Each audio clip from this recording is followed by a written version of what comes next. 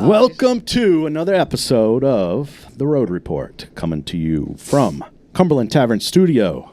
I'm your host, Caleb, along with Mr. Brad and just Jason. And then tonight's guest sits at one of the most difficult intersections in Rhode Island politics. When the room moves quickly, her job is to slow it down. When legislation feels inevitable, her role is to ask whether it's justified. She represents a district that expects discipline, not theatrics. And in the legislature dominated by one party, she holds a position that is often misunderstood, but deeply consequential. The minority leader is not there for a popularity contest. She is there to test assumptions, challenge permanent decision made in emotional moments, and serve the last institutional break before politics become inevitable or policy.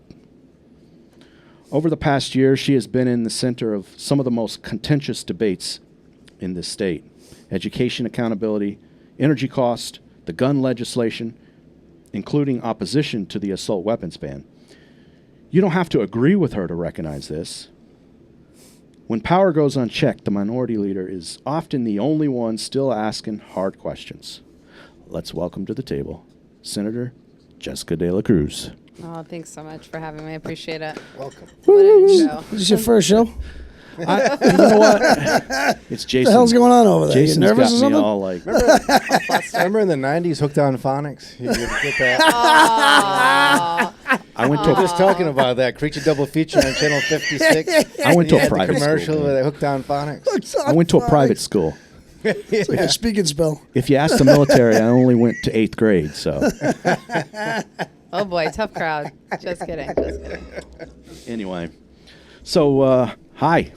Hey. Thanks for having me coming. on. Yeah, for sure. Like, it's been a long time coming. Yeah, I know. I know you've been trying, and Yeah, finally... I was just trying to, like, bust your chops. I mean, I have been trying, but, you know. You have been trying. It's okay. Yeah, as my son would say, in earnest. You've been trying in earnest. No, you really have been trying.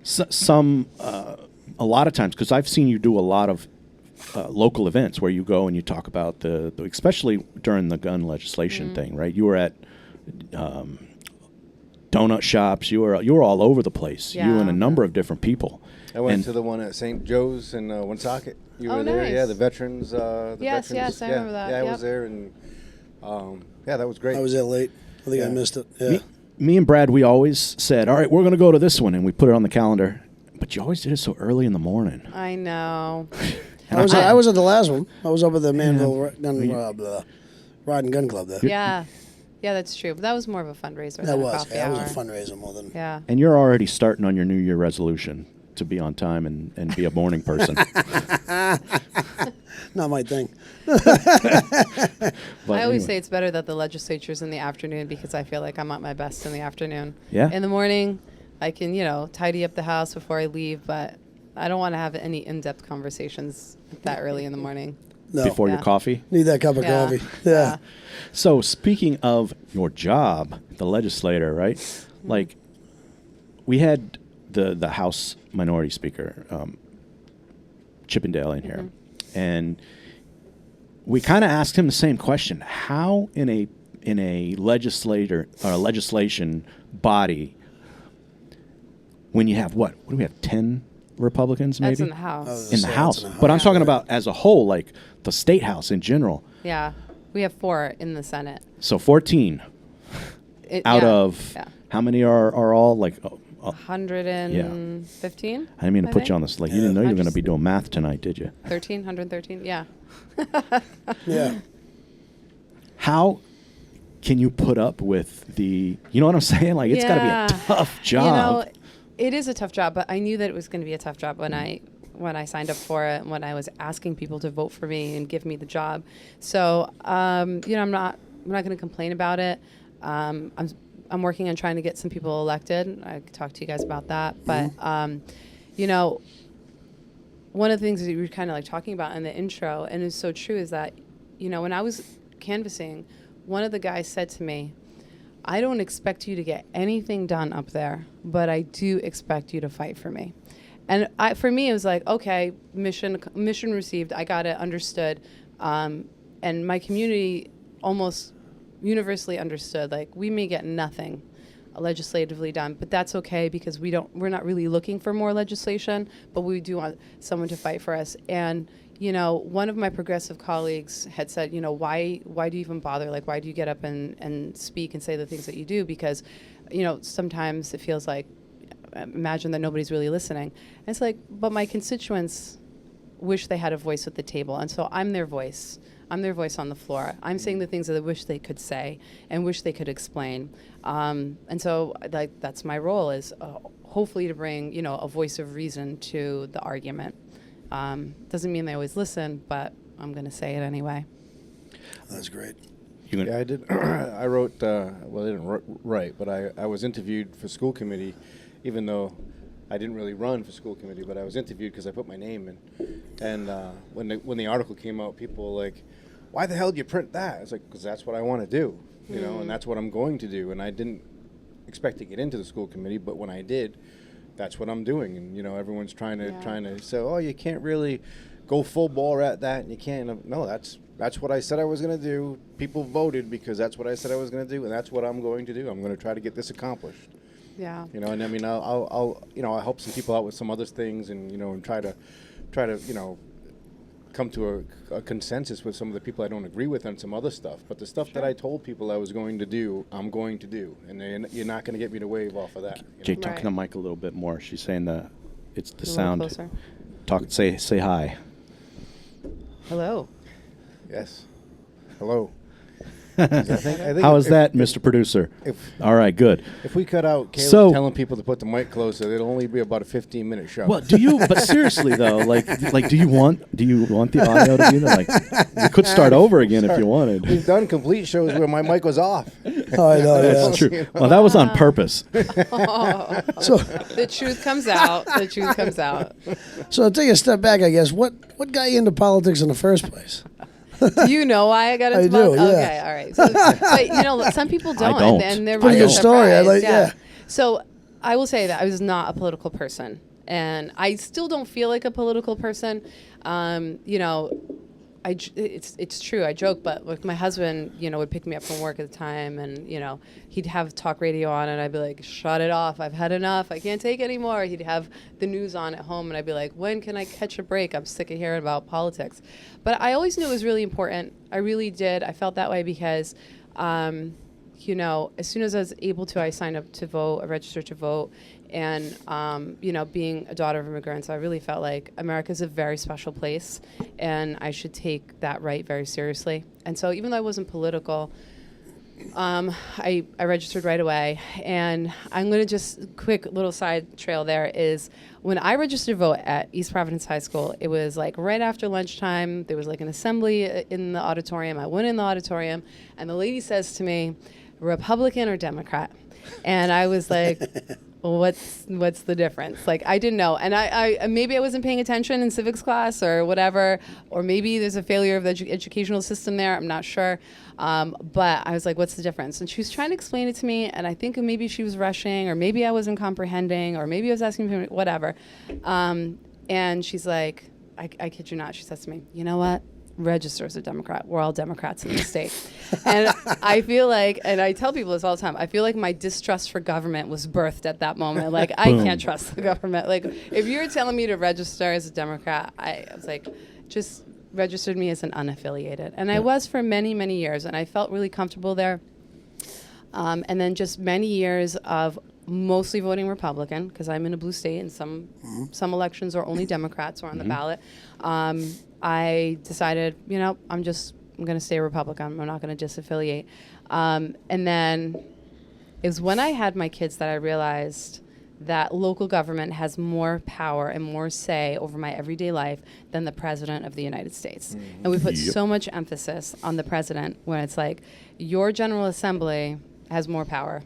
And so that came down to my kid was going, I say, relegated to the school in the area that I lived because That was it. That was the zip code. And it didn't matter that the school wasn't that great and that it wasn't performing really well.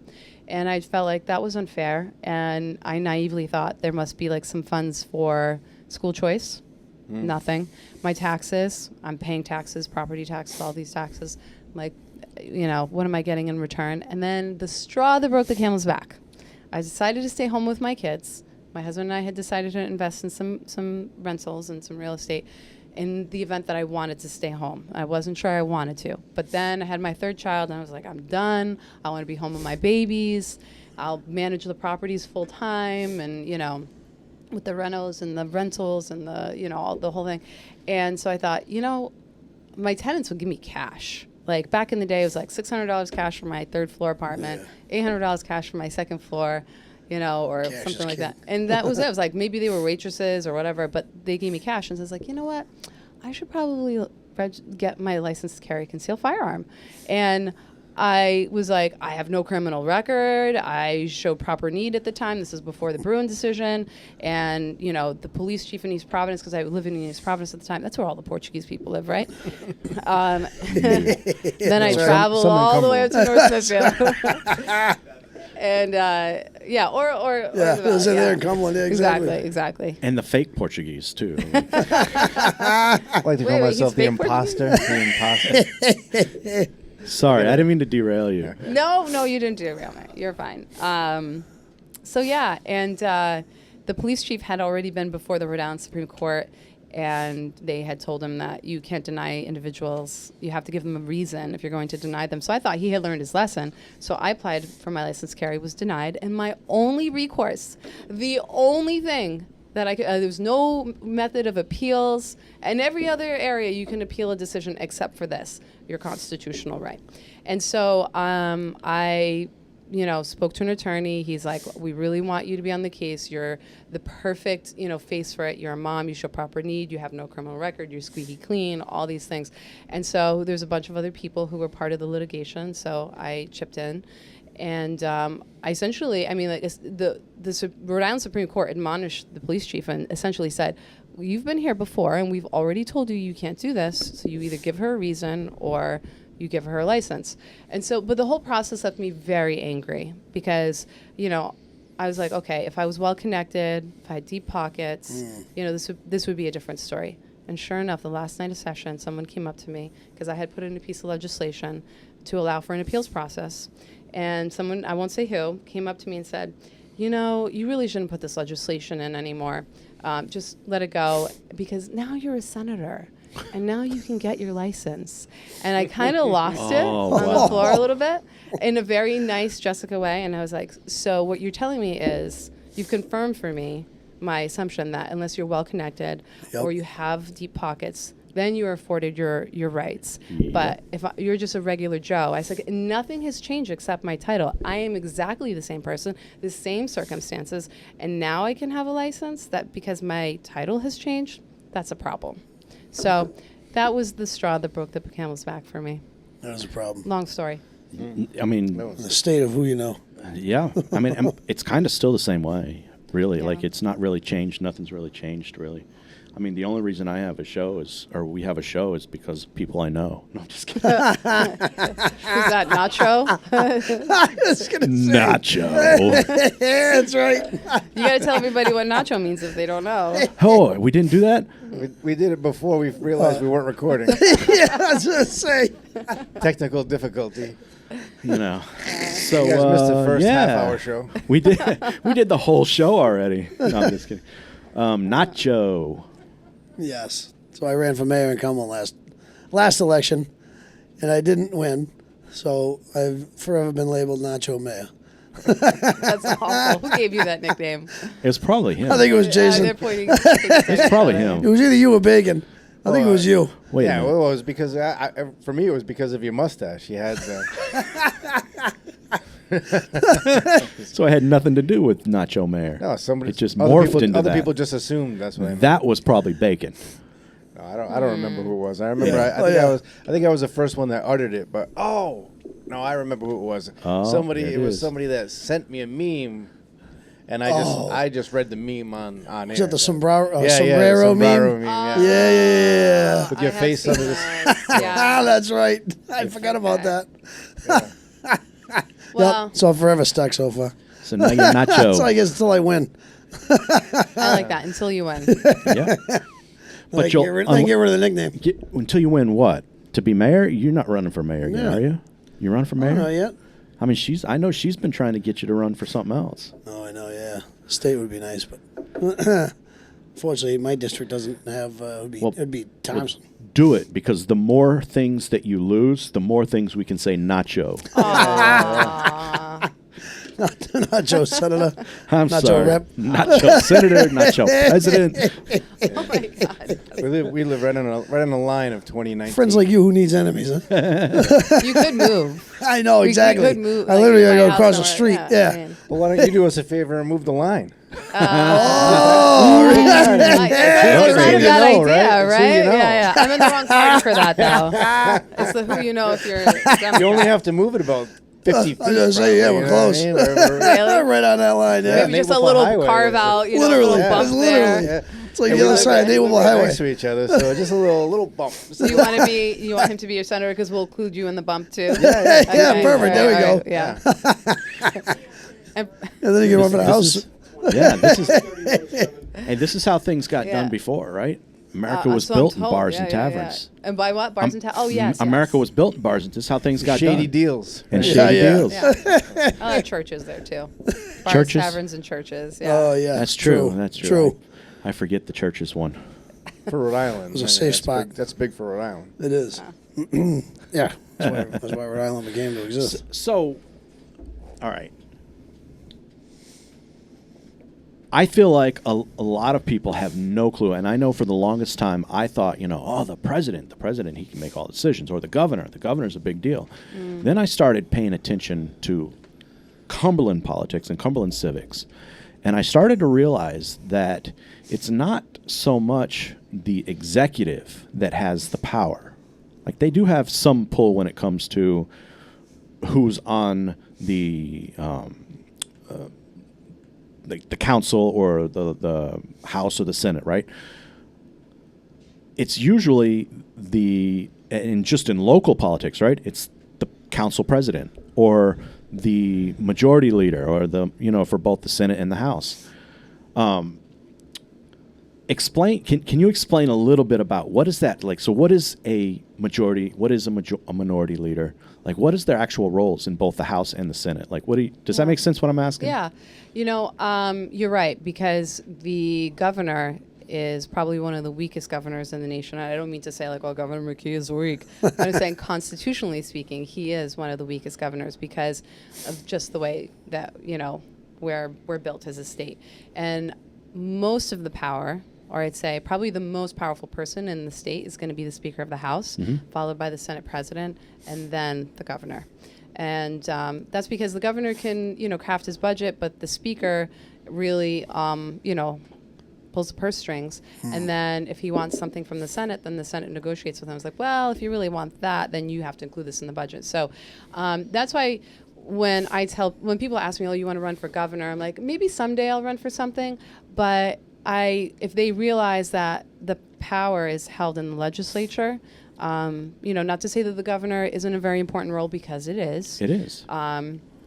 But the legislature is very important. And so my goal is to try to get to 13 Republicans in the Senate, and that is a very difficult thing to do.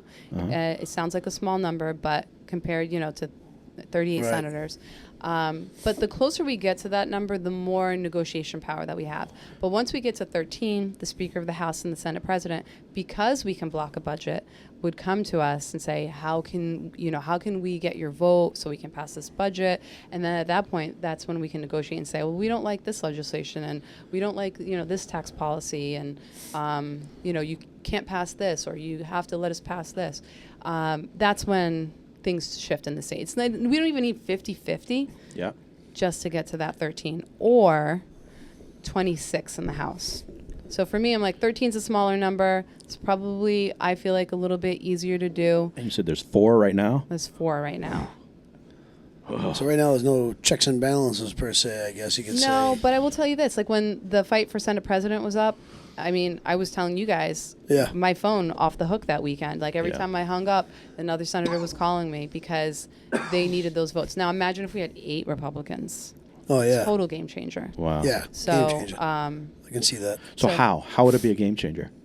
Because at that point, it's like if they need our vote to become president, then they have to make They gotta certain play ball. assurances. Yeah. They have to, follow. If they make a promise, they have to follow through. Unfortunately, at this stage, they were able to. And, she needed 19. She got to 21, so she didn't really need our votes. But there was a time that they, did want our votes. And mind you, in the past, Republicans have voted for a Senate president, a Democrat Senate president, and that's because. As I was kind of sharing with you guys at one point, if you make certain assurances, if you're, then it's possible that we'll vote for you. But so once we get to that number, then that gives us negotiation power. And then not only that, but think about if you have a Republican governor at that point, if they veto a budget or if they veto anything, then bringing it back to the legislature, again, you have that muscle with the Republicans in the chamber. You're able to uphold those vetoes. So do you think that it's possible to get to that number? So I feel like we're given a very basic civics lesson tonight. But I think it's kind of important to let people know exactly where do we really sit as Republicans or as independents or, just somebody that cares about a more conservative values. Doesn't matter what party you're a part of, right? Someone that cares more about conservative values. Does that make sense? I think it's possible. Okay. But I don't think that it's going to be easy or that it's going to be done anytime soon. Do I think that, it's very feasible to get to 6? Yes. Do I think it's more feasible to get to 8? Sure. I think with time we get there, but also I think there are a couple of other factors. Some Republican candidates do absolutely nothing. They put their name on the ballot, and then the media will say, look, the Republicans can't win. Well, that person really was not, an actual candidate. Yeah, they were a name on the ballot. Didn't do any work. They didn't do. Thank you. Exactly. I think that surprised me. Yeah. During the election, that surprised me was the amount of people that, including myself, that just put their name on the ballot. And I didn't do any work for myself. I was working for Brad the entire campaign. But we went and met with the Republican Party in Cumberland, and they were, in their meeting we had it was held up because they couldn't get a quorum. There were 8 people in there, including, and then Brad and I, so 10. And then they were talking about joining with North Smithfield, Woonsocket, and Central Falls in order to be, in order to maintain an actual party because they had such few numbers. And you look at the Democrat side, they're at 93 and 95 in Cumberland, just in Cumberland, and one of the actual members of the Republican Party, the treasurer, ran as a Democrat, against Thompson. He was the Croatian guy. I think it was Croatian. Yeah. I didn't know that. Juskov. Wow. Marian Juskov. Marian Juskov. He ran against Thompson as a Democrat. So he was the treasurer of the Republican Town Committee. He ran as a Democrat in the primary That's against. Crazy. You know what I mean? So it just seemed to me that it's going to take like a bottom up rebuilding in order to get people excited. And when people say you can't win in Cumberland because Cumberland's a Democratic town. It kind of pans out at that level, the votes were closer than, Well, and you saw it. I think a lot of the problem is there's a lot, and I was one at one point, but now I pay a lot more attention. Life is fast. People kind of kick the politics to the back, and it's you're growing up. Oh, my grandfather was a Democrat, union worker for the working man. My father was a Democrat, so all of a sudden. You just all of a sudden get kind of pigeonholed into it. And, which is unfortunate because once you actually go out there and do some of the research, you might think differently once you actually have the facts in front of you. Yeah. But it's, honestly, I'm going to say 80% of the people have no idea what's going on in their own backyard, which was one of the biggest eye-opening things for me because, it was my first time doing it. And I figured that, I was going to have an easier time having a conversation with people. But the other part of the problem is you can't get to the people to have that conversation so they can see who you really are. Because, that's what you want. I mean, you want to sit in front of somebody and have a conversation for 5 minutes and, try and tell them this is what we're going for. But People don't pay attention and say, "Oh, okay, I'm just going to vote." You know, especially in this state, just vote for a D. Yeah, because we've talked Yeah. about Vote for this D. before. The amount of money that you spent on the mayoral campaign. Oh, yeah. The amount of stuff we put out in the paper, we put out television ads, knocked on doors. I mean, how many signs we have? Like 300 or 400 signs, something insane. It was a lot of signs, yeah. And then We definitely won the sign war. Yeah, and then yeah, and Big old giant box truck. then, giant box truck with his Hey, face on it. I'm sometimes driving on the highway and I see this big giant truck and it has his face on it. Yeah, that's what I'm As a talking teen about. for It mayor. still I'm has like, it. Yeah, I can't drive and take a picture, so I'm like, there he is. But then I'm down in District 5, where we're like right next to where we live, and I'm holding a sign, Brad Dean for mayor, and a guy comes up to me and just looks at me and goes, "Brad Dean, hey, what's he running for?" I'm like, "You had to have passed 90 signs just from your house to here." You know, Oh, like man. how That was on how- election day. Yeah. That's And then awful. we had all the referendums on the Yes. ballot. So if you voted for all the referendums or you voted for all the people, you were in there for a good 15 or 20 minutes.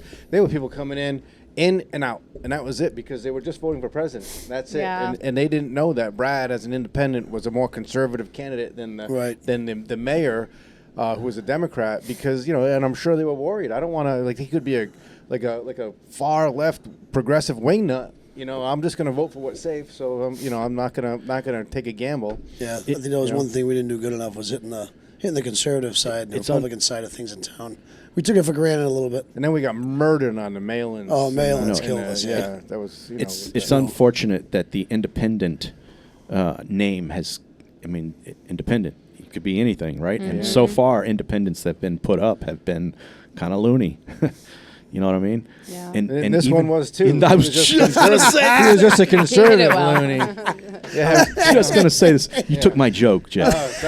I was setting it up. I was. I like that. He knocked I it like down, that. yeah. Oh, did I? I'm sorry. Did I interrupt you? You interrupted me. Sorry, it's a running joke. That is, Oh, yes. okay. Yeah. Although I don't really run, you can tell. Anyway, I heard if you see me running, you should run too, because Yeah. it's probably a bear, because I never run. But the question, the original question was like, how do we do that? How Yeah. do we, even if you're not a you're not a Republican. You're a conservative Democrat or a liberal Republican or an independent.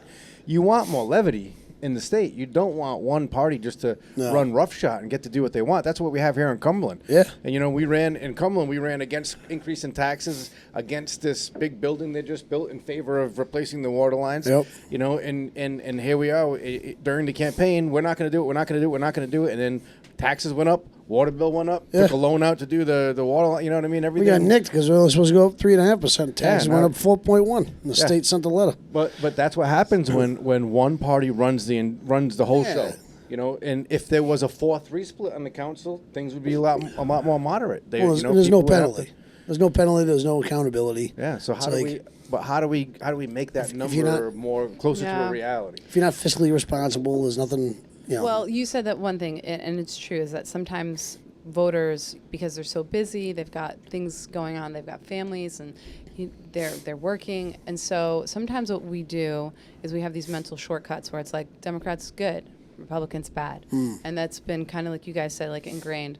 And Republicans really are a party of the people, and maybe they weren't in years past when I was a baby in diapers or whatever, but when you look at it, they are really more closely aligned with the people, the working class. Yeah. And the Democrats are mostly aligned with the elites and have just crazy agendas. Oh, it's nuts. It is absolutely nuts.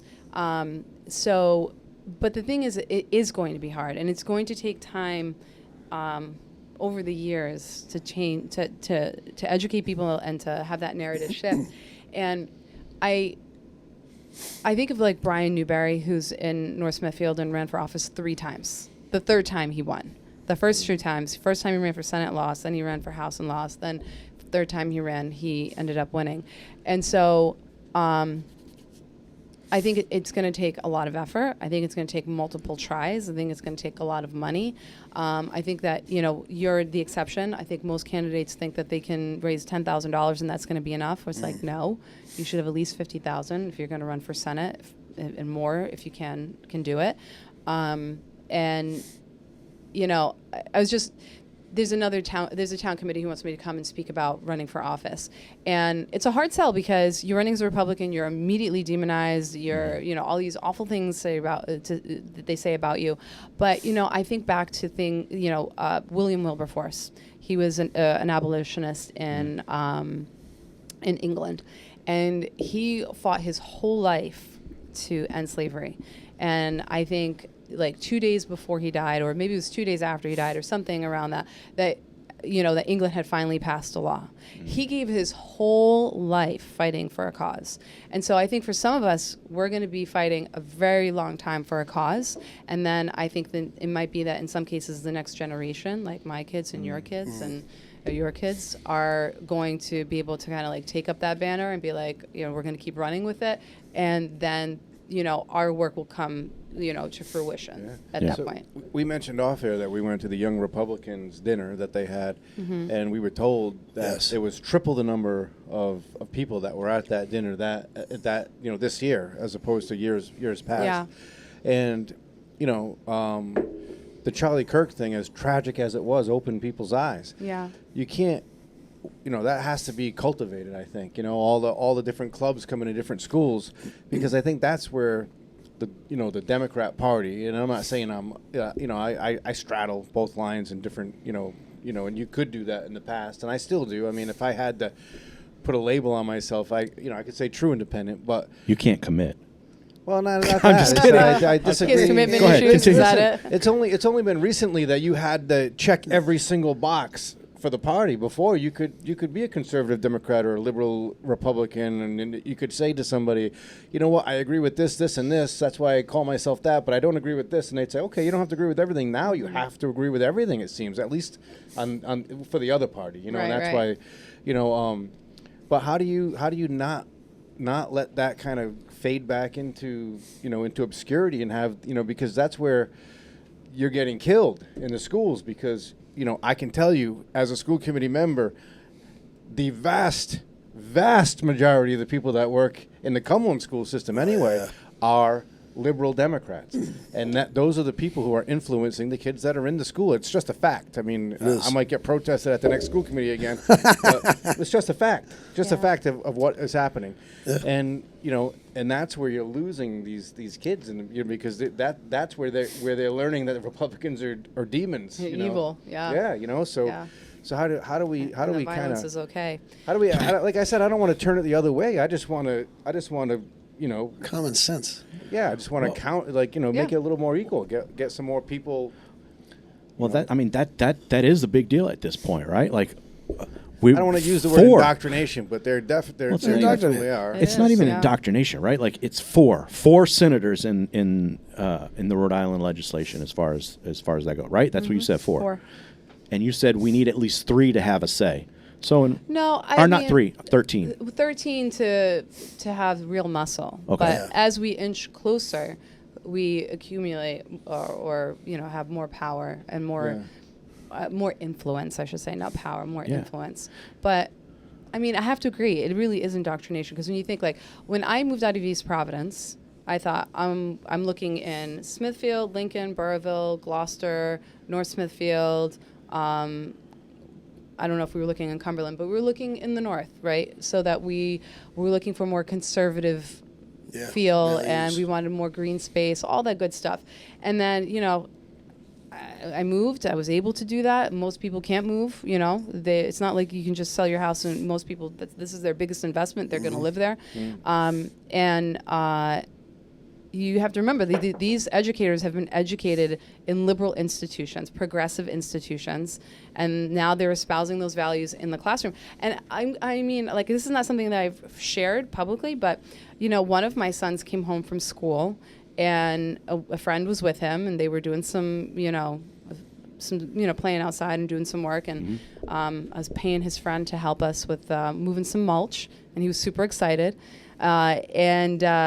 As I'm paying him, he says, "Oh, did so-and-so tell you about what we learned today?" And I was like, "Oh, no." And he's like, "No, don't tell my mom. And I was like, oh boy. And I was like, what happened? Well, my teacher said that communism isn't really that bad. It's just the people who tried to implement communism are really bad. So, Oh my God. okay. And I'm like, oh, really? Okay. And so then, my kid's like, oh no. And then he's like, Mom, please don't call the school. and then at one point he came home and he said to me, who's George Floyd? And I said, explain to him, what my thoughts were. And then he went back to school and he said, Mom, the teacher asked me today, the whole class, how many of you went home and talked to your parents and asked your parents about the assignment that I gave you? And he's like, so I raised my hand and she said, what did your mom say? And then she went on to refute what you said. Yeah. And I said, well, what class was this? He's like, it was a writing assignment for my, ELA. I was like, okay. So this is what I want to talk about. I move out to this area because I think it's going to be more conservative, but you have teachers who say these things that don't align with our values. Then it's like, Just teach. Wait a minute. Yeah, but that's the problem. Just freaking teach. The problem isn't job getting is the to miracle teach. candidate. Let's The spin problem your is political getting views.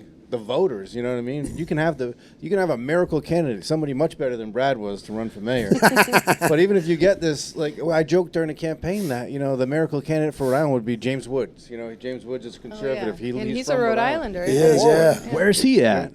But he's from Warwick, and he actually the Central Falls Antique Store. He was there. He had a little store there. He would be there once in a while. But he was from Warwick. I actually delivered a refrigerator to his house one time when I used to work for. So you know where he Apex. lives, and we could go Jeez. talk to him and ask him to run. I said I was Okay. stalking Yeah. you. He's stalking this James Wood. But that's it. That's it. You have to have a movie star candidate that people would vote for because he's a movie star, not because they care what he stands for. No, because you can't get to the people anymore. You can't. They No, don't. you can't. Read, there's no paper. There's one paper that 6,000 out of a 40,000 town read. There's 11,000. And they shit all over us. Facebook They page want nothing to where do with half of us. them live outside of Cumberland. They don't really live in Cumberland anymore. So you're getting to 20, 25, 30% of the people in maybe one time. You know what I mean? So if you had the perfect candidate that was perfect in every single way, you're still not going to do well. You have to get the voter. Yeah. You have to get the people to Repetition. I'll get off my soapbox. Do we sound No. very pessimistic tonight? Yeah, you do. I'm sorry. You do. Yeah, but no, honestly, it's like It's okay though, The because name. it's a hard thing, and it is kind of I don't want to say depressing, but in a way it's deflating, right? You feel like, oh, I put all this time and this effort, but again, nothing's going to come easy, and it's going to take time, and it's going to take money, and it's going to be really frustrating, and it's going to make you angry, and I've said to myself, what am I doing? I literally go up to the State House just to watch every piece of legislation that I think is absolutely abhorrent pass before my and I could give the best explanations and most reasoned arguments, and it doesn't matter. Doesn't matter. it's got to be disheartening. I know. But You talk about that because of the school committee. Yeah, I go on Facebook. I push something on Facebook about something I'm very, very important with, the transgender thing, and I put it out there, and I'm like, it's going to be talked about at this meeting. Come to this meeting. I put it out on 4 Facebook groups. There's 200 plus comments, a bunch of people fighting. People are passionate about it. We get to the actual meeting, one person showed up. Crickets. One person showed up. The union wants to do a PLA for construction, a labor agreement for the new school in town, and they get 1,000 people out in the parking lot chanting, shaking the walls, chanting.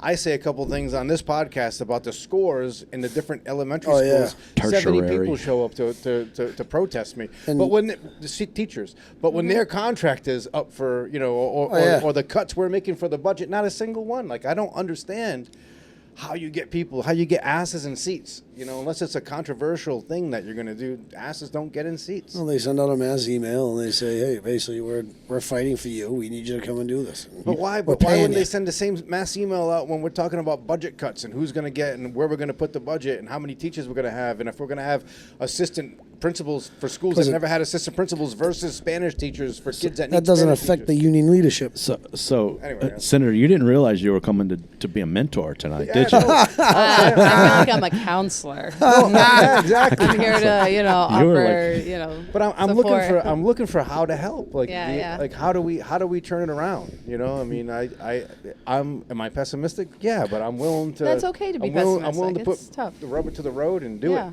it. I want to Yeah. do it. Yeah. Well, I think this is a statewide thing. So the frustration that you feel here is not just in Cumberland; it's statewide. Yeah. So I think the questions that they're asking, for the most part, are questions that everybody from our position would ask. Yeah, I mean, I think again, going like everybody putting emphasis on the president, and then you're like, oh wait, but my legislative leaders are actually more important in some ways than the president. But then you go further down, because then you'd be like, oh well, school committee and the town council, poo poo. No. Those positions are important. so important. Very important, yeah. And because it's almost like they fly under the radar, and then the policy decisions that you guys pass have immense impact on the community. So I mean, I feel like as you keep going further into like almost obscurity, like political obscurity, even more so important are these individuals. And I mean, being in town politics is probably worse than being in state politics, because You see the person at Dave's Marketplace, right? that you were fighting on mean, Facebook about. I'm sure I you see did. people. I could be at like Walmart one night. I look like I look terrible, and this lady's like, Senator Dela Cruz. I was like, oh man, But there I was in. Well, you're being your own worst critic. So you're so connected to the people, and you're almost like you're more noticeable and more visible, I would say. And so, but with that, with your time on the council and with the positions that you take, I find that people know authenticity, and they want it and they crave it. And even if they don't agree with you all the time, they'll know he's a straight guy. He's a straight shooter. He's not going to lie to me. I may not agree with him, but he's never going to lie. Yeah. And then from that, I feel like you could run for something more. You could run for council. You could run for state senate. You could. Yeah, and that's what I was going to say is that the problem is a guy like me is like bullied. I'm sitting here thinking I can't wait for this to end. And the same thing with like Andrew Bacon ran, and as part of our coalition. Votes 5-2, 5-2, 5-2. Yeah, and it's like, how do we get, he's like, I'm not right. He's like, he had aspirations to run for council, and, he said one day I want to be mayor. Now he's like, I'm on the school committee. I can't wait to get out of politics, period. It's because, you just get bulldozed on everything. Yeah. And one of, I'm sure you probably see it all the time is, people want to go for the knockout punch. Somebody who's never been in politics wants to be a senator. Oh, you know what I mean? Okay, I was that person though. Like, but you like, did it. Someone was like, you should probably run for town committee or something. I was like, no, thank you. Well, that's fine. I got the same. I got the same thing. You're the unicorn. But you did it. Yeah, You can't build. Top dog. We need to build the bullpen. Have a minor league. Have a minor league team, and they have that. If you look at if you look at the mayor was on the council. He was on the school committee. He started. My father was a town councilman. He started in '96. Yeah, the picture of him is his first town council swearing in. It's him and my father, and then another councilwoman getting sworn in. My father was a Democrat. You know what I mean? And he was. And a he had hair. But no, I'm just kidding. He didn't have hair. But, and then he went into politics and lost it. I'm just kidding. Go ahead, but, sorry. But they have the bullpen. They have the lifelong. And it just seems to me that. When you see a Republican run, they want to go for the top position in town. They run one time, they get and then they give up, and then they're gone. Yeah. So what I would say to you is start finding your replacement, so that they can run for your seat. That's perfect. And then you're gonna run for the next. I tell people all the time, "What's that?" 5 counts. Hey, what do I tell people all the time? What is the first responsibility of a leader? And this is an army. Find your replacement. To build more leaders. Yeah. The first resposibility of a leader is to build more leaders, and you build your replacement. Yes. But. We have to start doing that.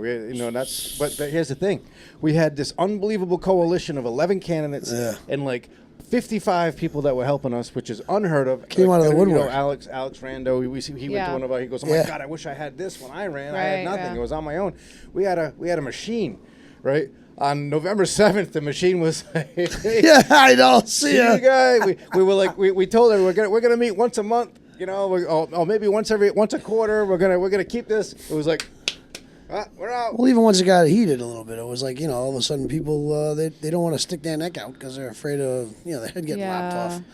And it's like a fear factor type thing. So there was definitely some of that, especially on the social media stuff. So, But people want to keep hammering the thing away. is like the squeaky wheel gets the oil, right? Yeah, or yeah. like the continuous drip eventually will split the rock, right?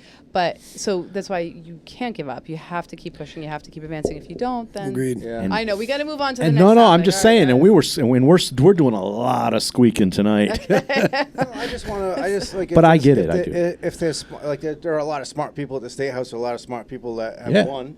On both sides. Yeah, on both sides. I want to, how do we fix it? How do we start a vehicle that can, inch away? We don't have to. We don't knock it out of the park the first election, but Brad runs again, and maybe Brad loses by 500 votes next time. To me, that would be a victory. Yeah. Obviously it'd be disappointing, but it would be a victory. And part of it, we could, if you took away the mail-in ballots, that would be like we're almost already there. And the thing is, like, looking back now, where do you think you could improve? Like mail ballots. Okay, so now we know that we need a better mail ballot strategy, and maybe that means knocking on the person's door. Hey, I noticed you got a mail ballot, but you haven't mailed it in yet. Do you need some help? Yes. Do you want me to deliver it for you? Do you need, what do you need? And I'll make sure that you get the help that you need. We could have done better. We could have done. In Avenatha, we had 11 candidates running, and That's a lot. I mean, you guys- one guy with political experience. I mean, that was it. Who was that? We had Jim McLaughlin, and then then Bill Murray Great helped guy. out. So I guess he had two guys with Yeah, experience. but he wasn't running though. Everybody else, it was their first time. And you did amazing job. And I think of Barrington, the town committee there. They're always putting up candidates, and they have such a well-oiled machine. When my bestie ran in Barrington, we knew that she was going to get just creamed, but she's like, no, I'm going to do my best. I'm going to try. That town committee canvassed with her. They raised money for her, and I have never seen not one committee in this state give so much effort and continuously year after year, and they get pummeled again and again and again, but they're like, we're just going to keep trying. We're going to keep working at it. So We're we gonna have an opportunity in Cumberland because We do. they're all term limited. They Yes. passed their own term limits, and Wow. they made school committee and nonpartisan and town council nonpartisan. All the same time. And they're term limited. There's only one person on the town council that's not term limited out of the 7. And the mayor's term limited. I think there's 4 on the school committee that are term yeah. limited. When but is he here's the out? rumor. 3 years. Yeah, 3 more years, and so in 3 years, 4 school committee, or 3 school committee, and 6 town council out of 7, and the mayor And are the term mayor. limited. They're all So out. we have an opportunity. Yeah. The problem is the rumor on the street is that they're going to somehow reverse that. What? And it was they're going to somehow get that. Yeah, they're talking about get it. Do that they have to reversed. reverse it though It, by it voter would have to go to a referendum? vote. How do they Yeah. do that? We don't know. It's got to be voter referendum. It's going to have to be on this ballot in order to reverse it for them in time for them to run again. So it's going to have to be on this next Which election. I can't imagine. Like, doesn't matter what side you're on. I think everybody I wants think term everybody limits. wants Yeah. term But limits. that could just be a rumor. We'll see. All right, people need to stop. They need to stop voting for the referendums and the I know, the what is it, the budget thingies. They got to stop voting for those things because it's crushing us. Yeah. Anytime there's a referendum, People wonder why their taxes go up, and they don't understand that. Hey, you spend $28 million on a, so whatever it is, environmental thing down in Warwick. so That's going to affect your taxes. Yeah. Somebody's got to pay for it. Yeah. So far tonight, we haven't really gotten into. I wanted to get into some like policies, some Sure. things that you've spearheaded. Yeah, sorry about that. No, it's fine. I mean, and we're pushing Trying to get almost you an 13, hour man. here. I'm trying to Time get you flies when you're 13. having fun. I know. No, I get it. No, so the only reason I brought that up was because I think that this is a very important conversation to have. Yeah. What let's we're get- talking about right now. Yeah, we have to get into definitely get Because into that, yeah. we're getting into next year is an election year. Yeah. And it is. Yep. I think that I'm going to speak for myself, right? I'm unaffiliated, and I am probably the most cynic person, probably more cynic than you are in government, and especially political party. I think both sides have just royally failed us. Not, Maybe one side more than another. Yeah, oh, yes, no but you doubt, know what I'm yeah. saying. But I I've know you. become One side is going way further than the other. Yeah, yeah. I've become almost black-pilled at this point. I've never heard that term. I've heard red pill. Yeah, I've never heard of black pill either. That's a new one. There's a number of them. Like black, you got white pill, black pill, blue pill, red pill. I know There's a red bunch pill, of them. blue pill, yeah. Look them up. Look them up. They're I don't want to be blue pilled, whatever No, that is. yeah, I already know exactly. I don't want it. white pill is that everything is good and positive. Okay. Black pill is there's no use to do anything. Why even try anymore? Oh, no, I don't like the black pill either. No. So, No. but I've become very black pill. So this is a Yeah. very good conversation to have going into an election year to give us something to look forward to. Give me a reason why I should go out and vote. Because right now I don't want to vote. I'm not going to vote at this point. Yeah. Does that You make sense know, what I'm saying? Yeah, I do. I get it. I mean, I hear that from people, even some people in my own family. They're like, why do I even bother? I'm like, you can't, I mean, the moment you have that attitude, the moment you give up, then it really is over. Mm-hmm. And are you ready to give it up? Like, I mean, I have kids. No. I'm not Yeah. ready to give up. Not either. And I love Rhode Island. I mean, like, this is where I grew up, and I feel very fortunate even, like, to be an American. Like, I hit the birth lottery, I tell people.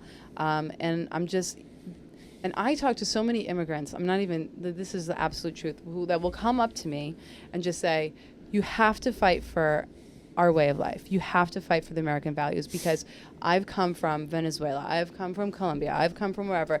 And if America goes the way of, you know, these socialist countries, there is nowhere else to go. Nope. Yeah. And so when I hear that kind of desperation in people's voices who have lived communism, who have lived socialism, and they're telling me I can't give up, well, then I can't give up. Like, I feel that sense of urgency too. And so, and sure, some of those things are national issues, but again, where do we start? We start at the very, very local level, which is the school committee, all the way up to the presidency. Well, it's unfortunate because, yes, it feels like those are at the national level, but on the Democrat side, they are very hive-minded from top down. Like, it's not necessarily, like, whatever the issue is nationally, it's going to be the same issue. Yeah.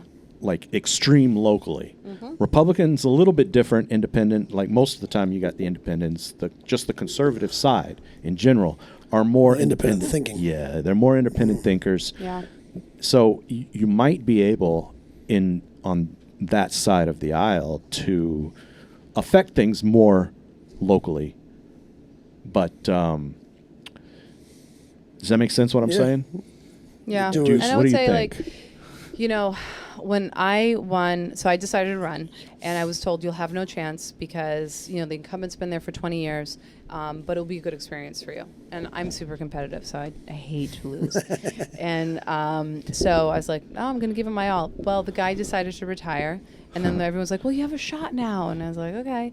And then the president of the town council in Burrillville, which is the biggest town in the district, followed by Gloucester and North Smithfield, decided to throw their hat into the ring. And everyone's like, oh, you're not going to win. He's really well-liked. He's loved. And sure enough, he was. He was a great town councilor, great council president.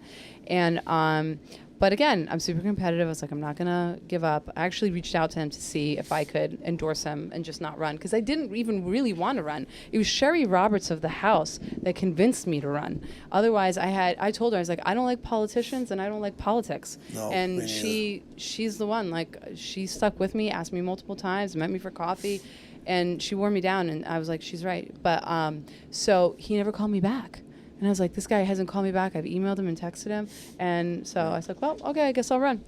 I knocked on every Republican door in that primary 3 times. I was just determined to speak to the voters. And some people said to me, I love your determination. I love what you stand for. Great. Other people told me, I love John where he is, so I'm going to vote for you as senator. Not because I like you more, because I want John to stay where he's, you know, where he is now.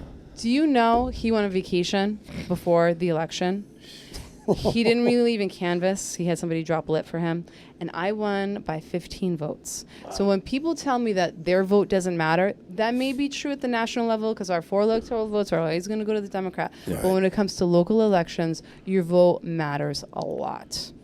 15 it really votes, does. you could have easily knocked down 15 extra doors. And He could have won. Swung it, yeah. He could have won.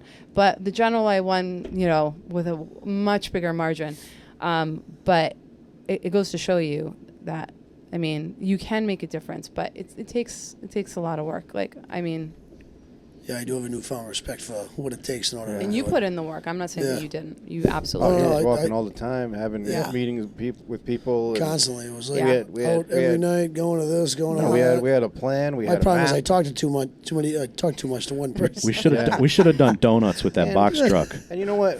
Hindsight's 20/20. Yeah, yeah. We should have, like you said, we should, like, you obviously knocked on the Republican doors because you were in the Republican primary. I was in primary. Yeah. You should. We should have. We took it for granted.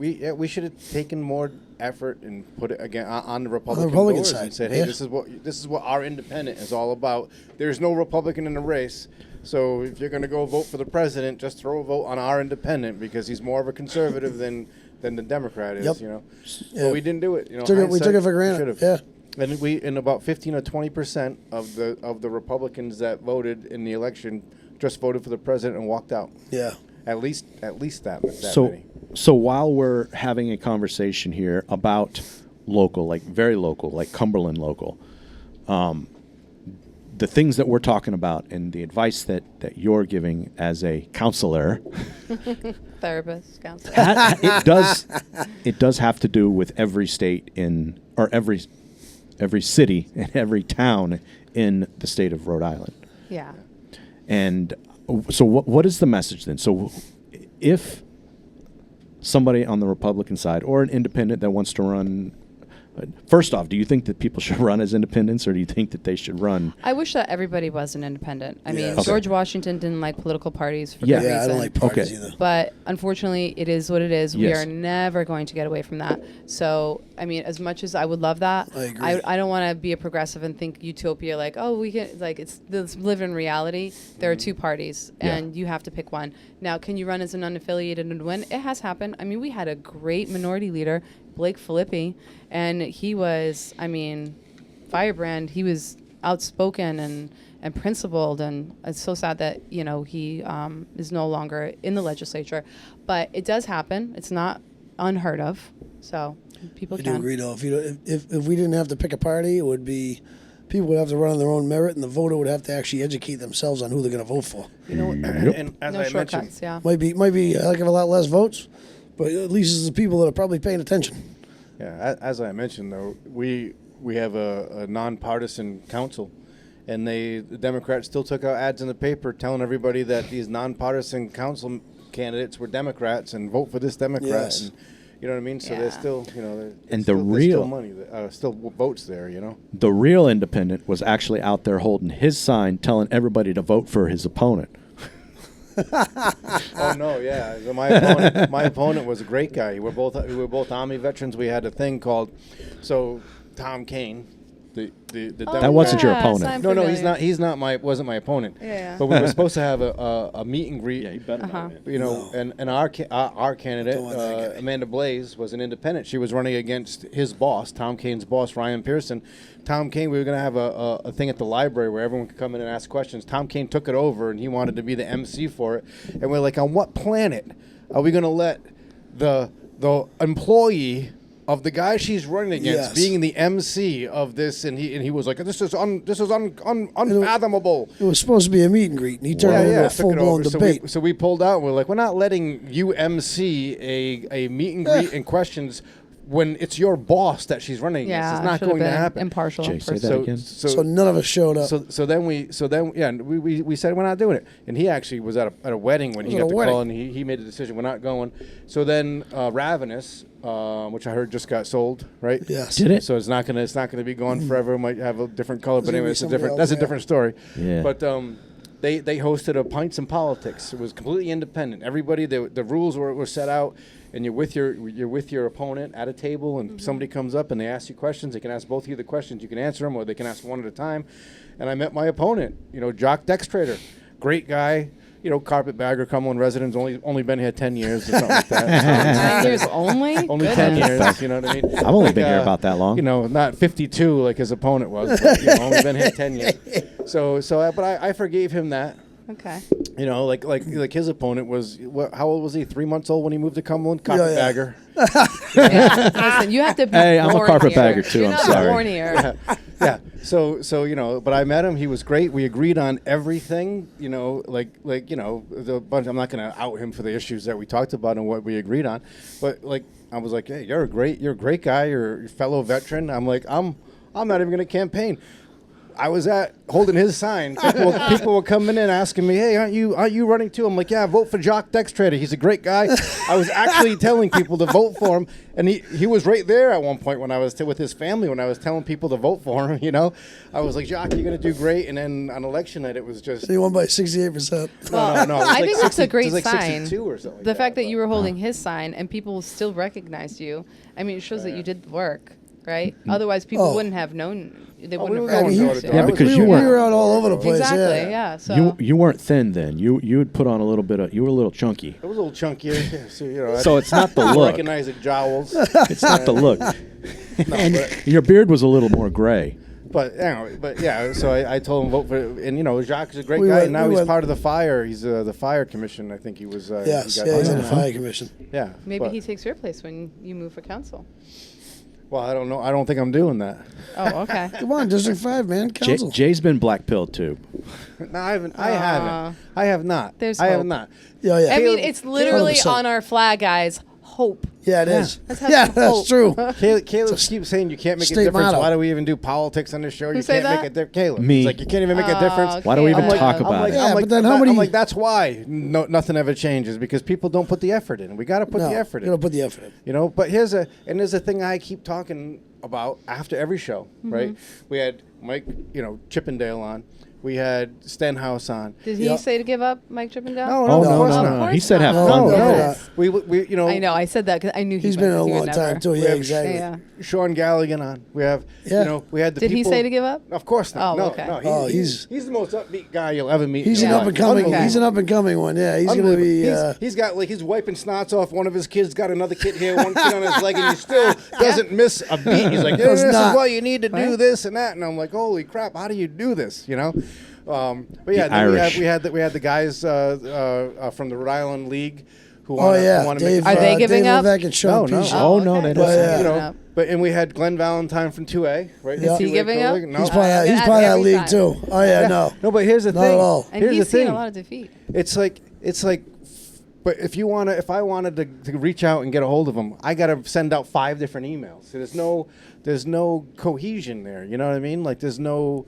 To reach out to who? If I wanted to reach out and say, hey, we're doing a Cumberland Unfiltered get together, Right. I'd have to send 5 different emails. It's not one group of people. There's not really a Coalition? like I want a rebellion, like Star Wars. You reach out to Princess Leia. She gets your she gets your I'm more of message. a Star out. Trek girl, but So we're in a tavern. Let's I was start a gonna make rebellion. you the No, I'm Princess just kidding. Leia. Yeah. I don't know. But you know what I mean? Does she have a it's like lightsaber? it's like they it kind of like it's Well, different like- spokes on the same wheel that never meet. It's like Caleb said, they have that hive mentality on the, Yep. on the left. Yeah. And there's too many free thinkers on that, But right? you It guys almost saw seems the like news, people right? are going different directions. That Yeah, yeah. out of the Try to two, avoid the news two these days. No, I'm bluest just- states that went further to the right was first New Jersey and then Rhode Island. Oh, yeah, Rhode Really? Island. Yeah, Yeah, really. big time. 40%, I think, right? Exactly. And so we do see a shift happening, but Okay. that's going to require that we continue on this course of, beating on that drum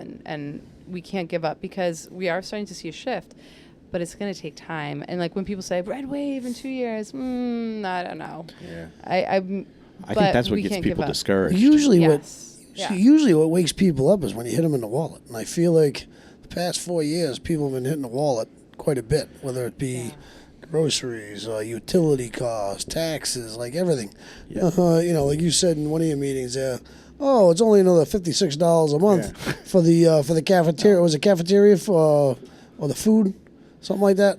And you're like, yeah, but it's another 56 here, another 120 here, another 30 No, was here, that- another. Yeah, I was at a council meeting. The mayor was talking Yeah. about the removing the self-imposed council 3% tax cap on property taxes in Cumberland. Yes. And his argument was, well, it's only another $56 a year. And I was like, Yeah. and I got up, and this was the first thing there. And I was like, yeah, it's 56 for your property taxes. Then you got another 27 for your water, and then another. Yeah. I said it's everything, your groceries, your gas, everything. And it's not just one time; it's every year. Every year. And I And even all I at even the same made the time. point. We're looking at an 8% what because they weren't watching the shit back in 21.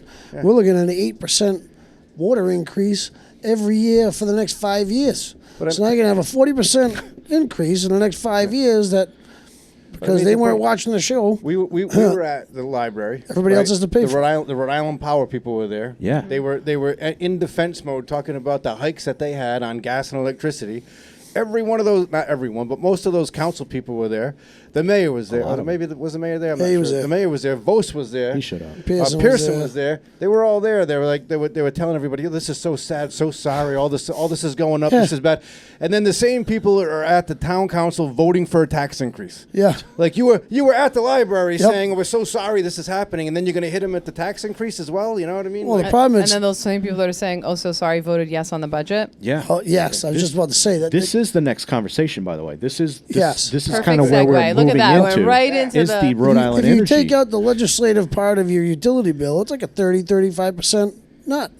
It's like you could save everybody 30-35% right off the rip and just eliminate all the green BS that we got in there. It's so true. So how do you convince people of that? Well, it comes down to educating them. Yes. You know, and it comes down to the candidates too. Like when we have Senate candidates, I'm going to let them know.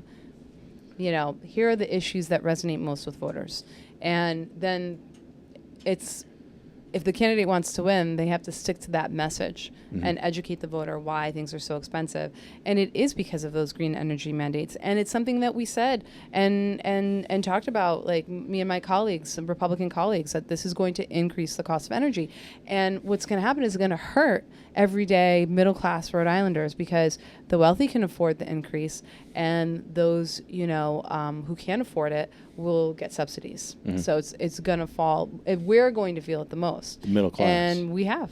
I know I have. I mean, I joke around that I've turned into my mom saying, why do you leave the light on? If you're not in the room, shut it off. Yeah. I never said that. All the lights could be on in my house. I wouldn't care.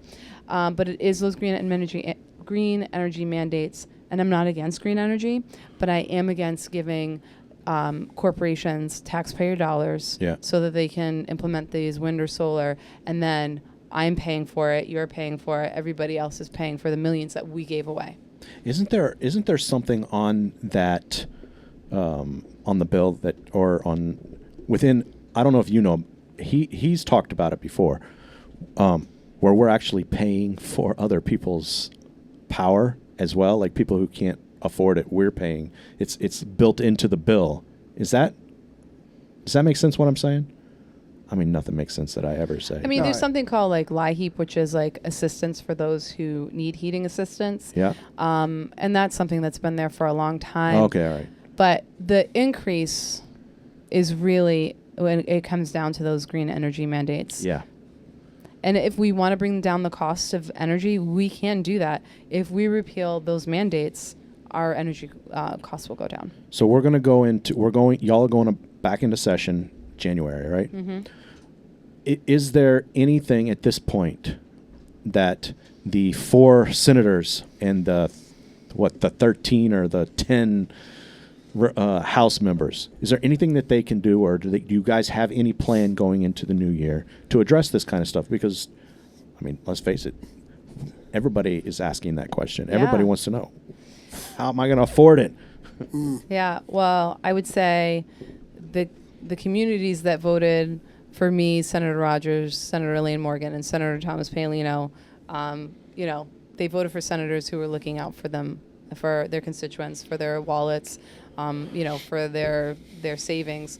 But the other senators who supported this legislation, those communities need to hold their leadership accountable. And it comes down to finding candidates for every seat, and then having that candidate be disciplined enough to stay on message. Do not go off on the topics that are not mainstream. And I, when I knocked on the went door to door canvassing, if somebody asked me a question, I was absolutely honest with them. And that meant that sometimes I got the door slammed in my face because I wasn't going to lie about my position. Some people were like, I don't agree with you. I'm going to vote for you simply because whatever. But there are people who did slam the door in my face and said, here's back your palm card. Like, okay, no problem. I'm not going to be everybody's cup of tea. But, you have to go to the voter. You have to explain, why the cost is so high for energy, and then they have to make that decision.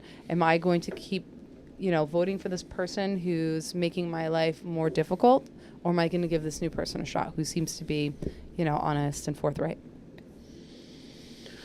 Yeah. Do we have? So the election is coming up.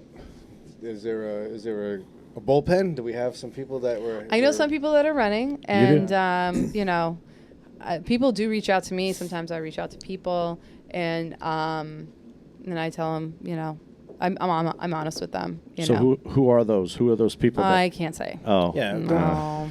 So I'm talking about people running. Like, who do people No, you need to can't be say aware? that. Yeah. Oh, Well, sorry. until they declare, like, Oh, it wouldn't be oh, fair oh, to out them. I thought everybody. That'd be like, great. Yeah. You just I don't tell even- everybody, hey. I don't even pay attention anymore. I would be man. like, I'm you're just running like, and you're running and you're running. People be going to work on, the Monday after the show airs. They'll be like, hey, I heard the news. Yeah, yeah, Congratulations. yeah. Like, what are you talking about? My boss isn't happy with me because he just found out I'm running for office. I I didn't thought talk people to have him. already started declaring, or that people. Some will. Some have like. Well, they were higher. trying to double dip by getting the fundraising now and then next Oh, year. yeah, as you well. have to, because you have to. Yeah. Yeah. When you meet with somebody, I know we met before Brad was convinced on running as an independent. We met at Dunkin' Donuts, and you were pretty straightforward with us, about what it took and the fact that this is what it takes to be a good candidate. When people approach you, do you kind of look at it and you go through the list and you're like, well, you have a good job, you've got a good history, you've never run for anything before. That might be, you've got 3 bankruptcies. That's gonna be an issue, or Yeah. not. I mean, not that specifically, but any kind of information like that. You were arrested for failure to pay child, whatever it was. Yeah. Do you kind of tell No, them? I that's a want to know. non-starter? I do want to know about them because, I want to know whether I'm supporting them or not. I'm not going to tell somebody that they shouldn't run, but if they're Yeah. asking me, I'm going to tell them. Yeah. And if you have any domestic charges, Oh, yeah. that's a hard Yeah. pass for me. Yeah. Do you get surprised by like you have a good candidate that's going to run in an adjacent seat somewhere in one of the different districts, and then you're like, the day that they go to sign their papers, you have another primary, and you're like, in the same Republican Party, and you're like, I didn't even know this person was on the radar. Yeah, Is that that- has is that- happened. Yeah. But, up until now, I've really not been involved in candidate recruitment. Yeah. Here and there, sure. But when, I got to be honest. Except for Brad, you want him to run really yeah, bad. I said before. Now I'm Okay. But so like, when we couldn't find somebody to run for an open seat in Woonsocket and even in Johnston, and I just assumed that was being done, by party folks, Yeah. and it wasn't. And I so can tell you, in Cumberland, it's not being done. yeah. No way, No. with butts.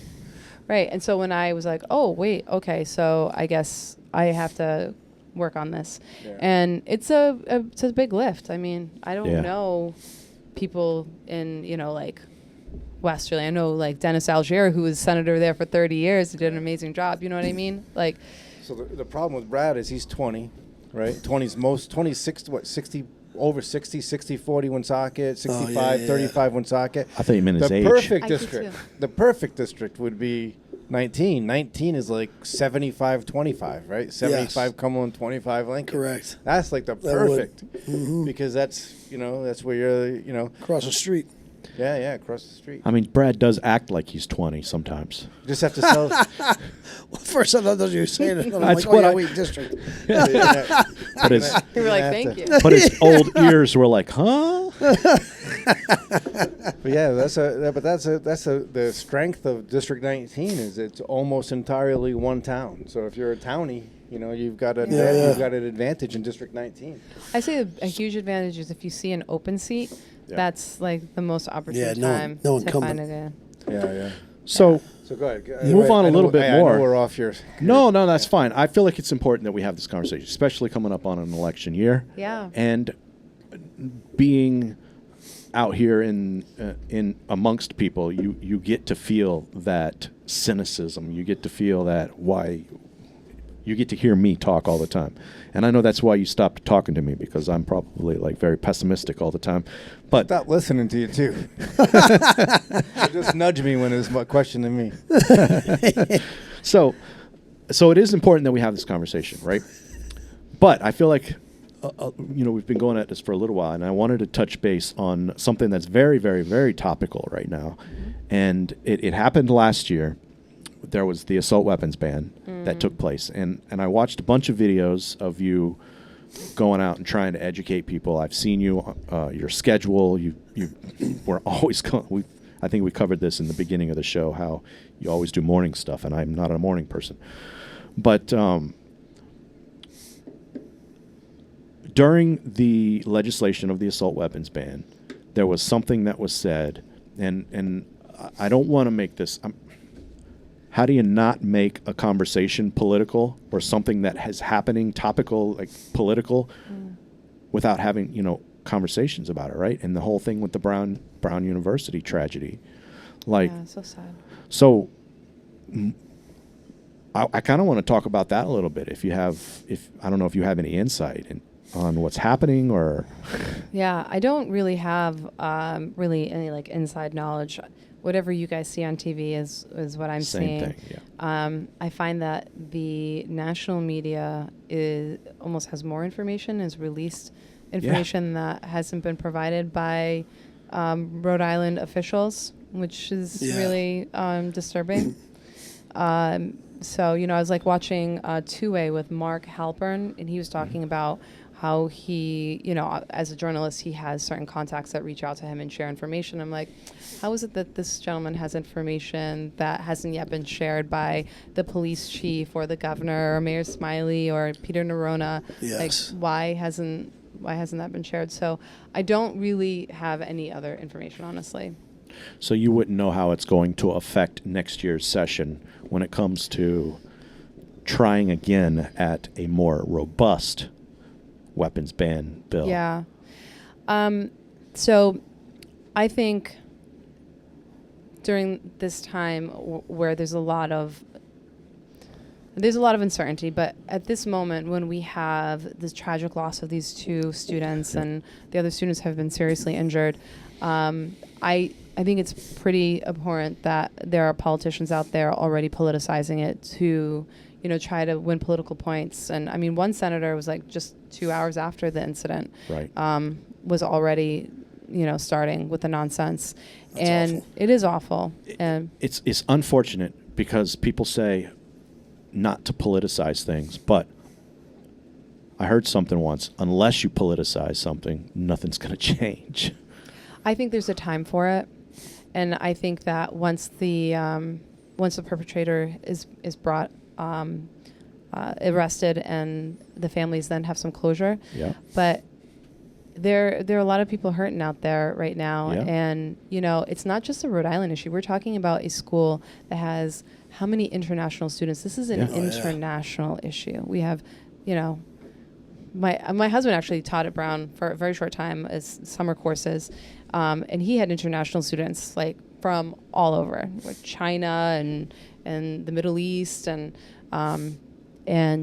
so we're not talking about like this is just this is affecting a whole host of individuals, and it's a really sad.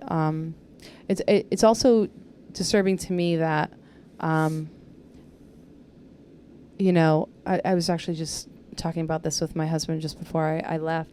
And he was like, have you heard any news? And he showed me some videos that he had seen, CNN and Fox News. And, that there is no need to worry because, even though the shooter is at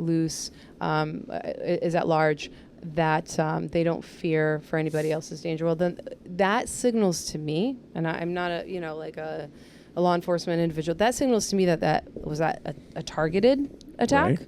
Right, because if I don't have to be worried that this person is at large, then was it like? Can you share that with us? Yeah. Because otherwise, I'm going to assume, and I have to assume that the person could strike again somewhere else. I mean, look at the Boston bombings. Mm-hmm. I mean, it started obviously with the with the marathon, Yep. And then there was the MIT officer. And then they had the shootout in Watertown, I believe. And it's like, and that was really, because the two kids involved felt like they weren't getting enough credit for what they did. I mean, they were almost baited into that and to do something else. But you're right. Is this like a one and done thing, or is this a moving don't on know. type scenario? Again, and that's pretty disturbing that we just don't have any information. We don't know what the person looks like. Just like there's no information. And almost like the press conference is like, oh, we're having a press conference. Here's a press conference. We don't have any new information. Oh, thank you for having us all tune in to tell us that there's nothing new, and to berate the reporters for asking questions. So some of the national reporters, probably, right? You probably know them. Why don't No, you call them and get some of their I don't know info? any, actually. Get your Rolodex bigger. I tell you, I was Maybe they'll tell talking you to something. a friend earlier today about, what was the guy's name? Odom Lloyd? Was that when the guy Hernandez killed in that rock quarry? Yes. Right? Hernandez shot the guy. And then we had the news conference a couple days later. They were like, and that's a rural part. If you've ever been to that part of North Attleboro, it's rural part. Wow. And they were like, okay, here's his car passing here. Here's the car passing this intersection. Here's him turning down his own, and they had like a minute, and that was trees and sand quarries. You have probably one of the richest areas in the country, right? East Side Providence. Yep. One of the and you have a picture of the guy in a mask and a ball cap pulled down. And it's grainy. You can barely even. And no See other it. angles. It's unbelievable. They should have been able to track every step that guy took from the time he got out of his car or off the train or off the bus or whatever he got to the time he went to, just like they did with Aaron Hernandez out in East Chukka, Attleboro. You know what I mean? Like, even Mangione in New York, it's like they had him every step of the way. Then all of a sudden it was the True. McDonald's, and then it's like, oh. So what do you think of this, Jay? Do you think that they, on purpose, even though they probably don't know exactly who did it. Obviously, they haven't caught it. And I don't know if it's on purpose or if it's incompetence. Jay interrupted me. Yeah, so I like doing that. Makes me feel empowered. Yeah, go ahead, finish. Do you think that there is something to be said about letting people think they know or not, or what am I trying to say? Letting people fill in the holes that there are. Do you think that they on purpose put holes out there so that people like us will go in and try to fill the holes in, and then they can point. Way. No, wait a minute, and then they can point at us and say, "Those guys are conspiracy theorists. Look, they're offering." You don't think that's no? This is probably the first national story any of these people have ever been involved in, and they are petrified of looking incompetent, and they're doing exactly that. Yes. Looking worse. Incompetent every day. Every day. You know what I mean? And I can't imagine how these people there's no doubt in my mind have aspirations for higher office. The people that are in charge of they're looking like fools. That's that's probably the most terrifying thing in the world to them, and they have no choice because they are horrible at their job. Well, and that's when you got to question the guys in charge. Like, who's the leadership in place? Do we have the right people in place? And you're probably saying, probably not. Maybe it's time for a change. So, we're coming into the next year. Mm-hmm. I know this is not this show didn't go exactly the way that I had planned on it going, but you know what? I know we had cue cards and everything up. I created this whole agenda. All that work. It is what it is. This is the beauty of this type of. Let's do the shotgun round. Let's just.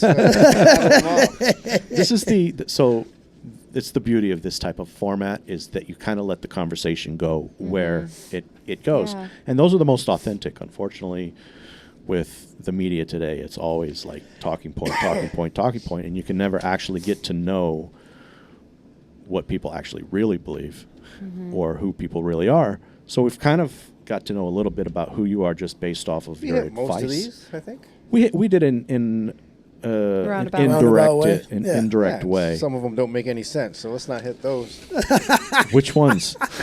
The one like about an old married couple. Jay looking like Jay being young. I wrote that down here. Jay's young. Yeah, we won't talk about that. Don't make no sense. Closing poor. Yeah, don't pay attention to that. That's not for you. So going into next year, what do we have to look forward to from the legislative body? What do we have? Have they already started putting agendas out? Have they already started putting things out, or? Well, we can pre-file, but like me personally, I've asked my chief of staff to already have my bills drafted so that That guy's you a know, piece Great of guy, crap, by by the the way. way. you know Oh, what? wait. I could do better. Great guy. I could do better. Absolutely not. He's sitting right behind me. He's the best thing that happened to our office. I'm going to just share a little quick story about him because he's so great. During the whole assault weapons ban, as Come we call stand it. behind her so people Yeah, can see you. Come say hi, Brandon. Come say hello. And over the weekend, Brandon Bell. he called me and Senator Rogers and he goes, all right, this is what I think is going to happen. And he knows the rules. Like, he has like a crazy memory. Like, yeah, he probably remembers license plates and like whatever, right? So he's like, here's the rule. If they do this, this is the rule. And if they do this, this is improper. And then this rule and this rule. And I was like, okay. He's like, but don't worry. I'm going to be behind you guys and I'm going to walk you through every step of the way. I was like, okay. And sure enough, the Democrats were caught flat-footed. They were not prepared for Pam Laurier's motion.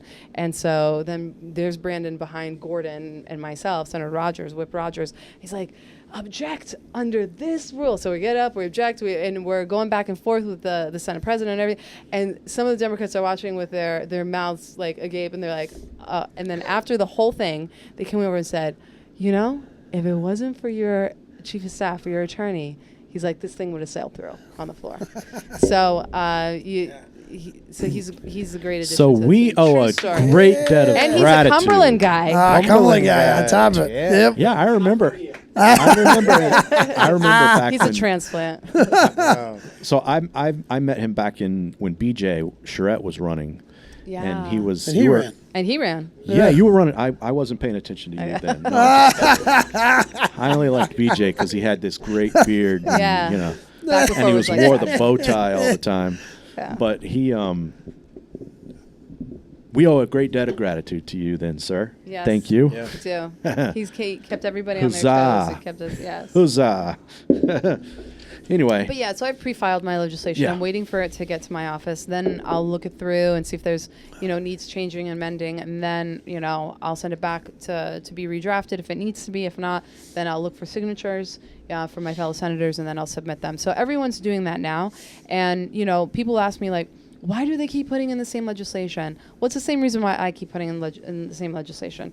It's my job as a senator. I'm representing my communities. It's part of my freedom of speech. Yeah. And so no matter how bad the legislation is that they keep introducing, they can, because that's their prerogative. So what do you can you talk about what some of your pre-legislation is? Like, what are you focusing on next year? Energy costs. Energy so costs. repealing Yes. the Act on Climate. That's big.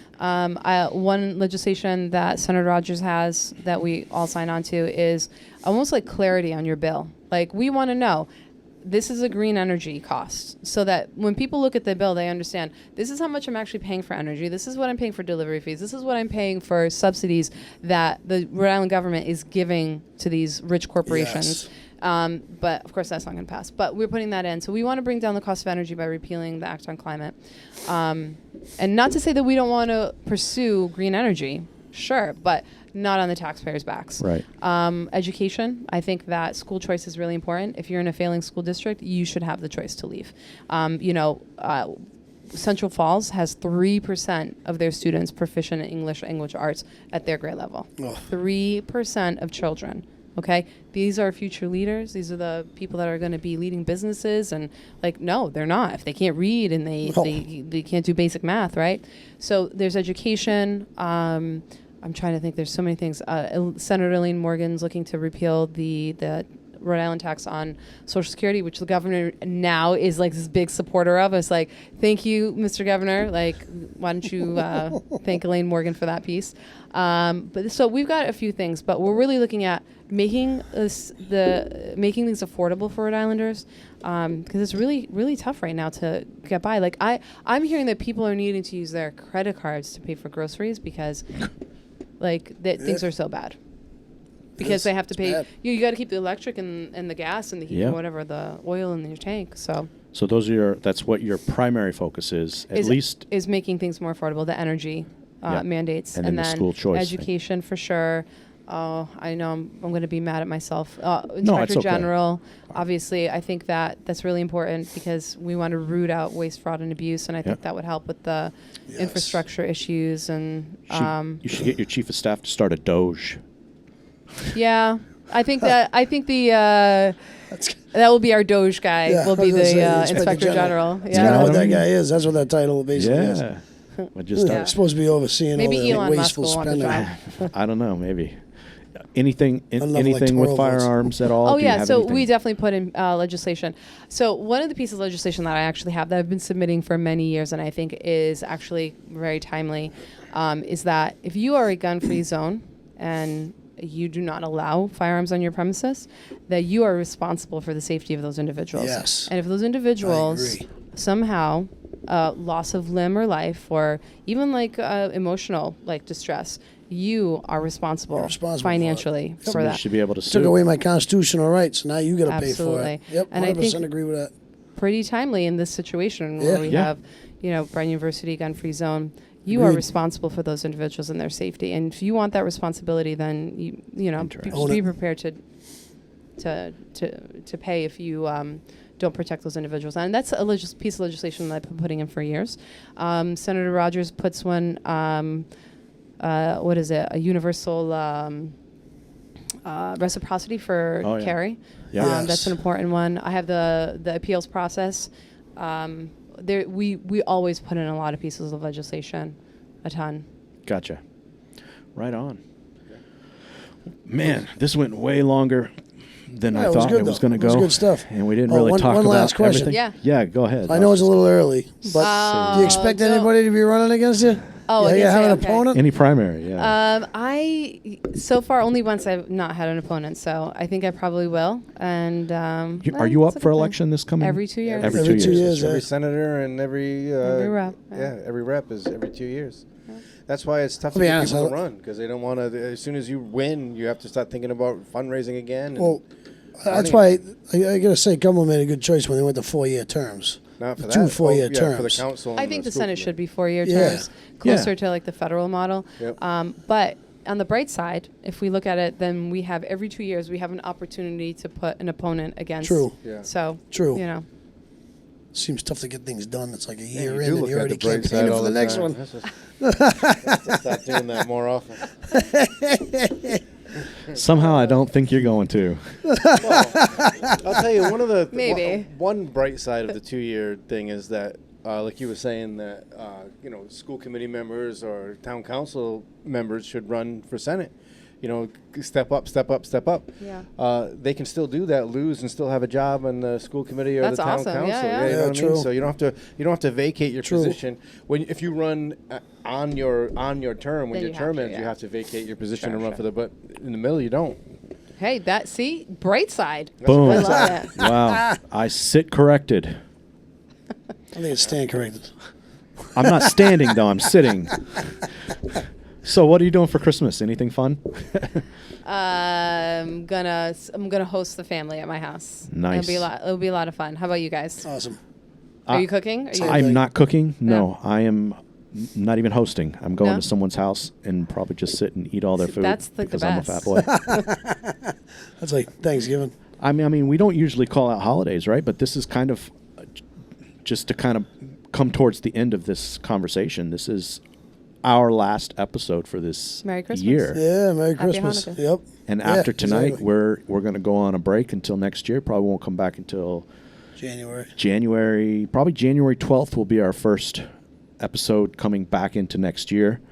I hope that you still see Jason sitting next to us. Where's he going? I don't know. Are you replacing him? No, I don't have that authority. I was told I don't have Caleb's that. been trying to replace everybody on this show for weeks. No, I have not been. I haven't. I really haven't. Just not Brad. I'm just kidding. Internal. Anyway, so we wanted to take a quick minute just to tell people, hey, we're gonna shut down for the rest of the year. We're gonna spend time with family. We're gonna celebrate the holidays, both Christmas and the New Year's. Yep. And we suggest what message do you have, Mr. Brad? Mr. Brad? Oh, Merry Christmas. Well, no. I'm talking about, like, spend time with your family. Put the freaking phone down. Oh, I know, yeah. Stop talking about... Go to church. Try to convince a competent, responsible person that's well liked in your town to run for Senate or as a rep. But I'm talking about with your family. Do you have Yeah, any... if you got I some like Brad's family. idea. Yes. Church. Find a church on Christmas Eve. Absolutely. Celebrate Yeah, the we used reason to for do the that. season. Remember that back in the day? It was like they'd always have the Midnight choir. mass. It was Midnight midnight Yeah, mass. it's beautiful. Yeah. Midnight mass. It was great. Candlelit services. Yeah, it was your father. He used to rally the troops. He would. Used to tell us all, get in the car, we're going to church. It's like, 11 o'clock. Yeah. No, we got there. Worked out good. No, we all fell asleep on the way home. Well, that's awesome. Just real quick, where do you like for people to follow you? Is there anywhere people can follow what you do? Thank you for asking. I would say social media, you can follow me on everything but TikTok. Maybe someday I'll get on TikTok. But and if you want to sign up for legislative updates, I try to do them once a week. Mm-hmm. Sometimes I have to squeeze in an extra, during like really, busy session. Periods of a session, but otherwise I send it out once a week, and I'll tell you what's coming up and how you can testify. And you can either sometimes I'll put in a one-click email where if there's an issue you feel passionate about, you can just click and the email will populate, and all you have to do is sign your name and put your home and your address, not your address, your town or your city, and it sends the email to the committee. And it's really helpful because, like, sometimes there was one time, I will just say, one of the staff from the Senate Democrats came over and was like, she said, "I know it's you that's sending these emails." I was like, "I'm not sending any emails." She goes, "I can't go to such and such a game tonight because I have a stack of emails that I need to print, and I know." And so it's pretty effective because. All right. Yes. So Yeah, you yeah, just said exactly. something. Is that what we need to do? Is that so? 100%. Does that happen really? Like, do if we send an email to our representative? Yeah. Do they have to like print it all out and? So it's not to your representative. So I don't print out the emails that people send me. But it's if you're sending it to the committee, then they'll get a packet printed of everybody who's testifying on this piece of legislation. So sometimes I'll hold up a stack and be like, here are the people for, and then here's this giant stack of people against, and so. Yeah. This is information that we should know and tell people. It's powerful. Yeah. So Sign up for my legislative updates. Where is that, number one? Okay, you can go to Jessica 4RI. I get the emails. Jessica 4RI. Yep, and then there's a The spot number there. 4RI. Nope. Nope. Thank you for asking. Jessica FORRI. Gotcha. I had to spell it out in my head to make sure because I'm not that smart. You remember? 8th grade. No, I'm just kidding. So Jessica4RI.com. Yep, and there's a spot there that says sign up for legislative updates. I'm going to go do that. And then right after the I'll show. send them out once a week. I promise not to spam you. So when those legislative updates, you generate this email that goes to the committee. No, I send it to everybody who's on my email list. Because I'm trying to find a way Right. to. Yeah. No, I'm talking And about the then you emails that respond. people send. So you sign up You for my respond email to updates, her and email. then I might list, hey, today in committee, these bills are being heard in judiciary. These bills are being heard in labor. And if you want to testify, you can come on this day at this time in this room. Or if you can't be in there in person, here's an email that you can send to the committee. And then you can click on that email within the legislative update that I send you. I think that is important. Because what you just said, and the reason I say that, and hear me out, the reason I say it is because what you just said, somebody said that they weren't able to go do a function because they had to print out all of these. You need to make it uncomfortable for these people. It's true. She was like, Does that make sense what I'm saying? Yeah, absolutely. Make it uncomfortable so that they say, all right, fine, Yeah. okay, let's talk about it. You know what I mean? And then to say, I don't care if it kills 100 trees, you're going to print out all of them because the Yeah. committee needs to know how strongly people are opposed or in support of a piece of legislation. Yeah. I think my black pill is getting a little transparent. Yay. So, Successful. I like it. Take the white pill. It's cyanide. see this guy. He's been trying. Anyway, so if you are a Cumberland Unfiltered fan, you can go to our YouTube channel at Cumberland Unfiltered. You can follow us on Facebook, on Instagram. I think we're even on X. I'm going to put the X @ symbol in the description because I don't know it off the top of my head. But Facebook and Instagram is @ Cumberland Unfiltered. It's all easy, right across the board. Nice. Leave Appreciate us a you coming comment. on. Yeah. Thank you. Absolutely. Thank leave you for it- having me. It was so much fun. Leave Oh, us that's a good comment. stuff. Leave us subscribe. We need subscriptions. We need views. We need shares. Share this. If you find this educational at all, share it. That way we can get that message out and start educating people. Again, Jessica4ri.com. Thanks. Subscribe. We appreciate it. Thank you very much. Thank you. Thank you. Merry Anything Christmas. anybody else want to add? Nope. That's a wrap.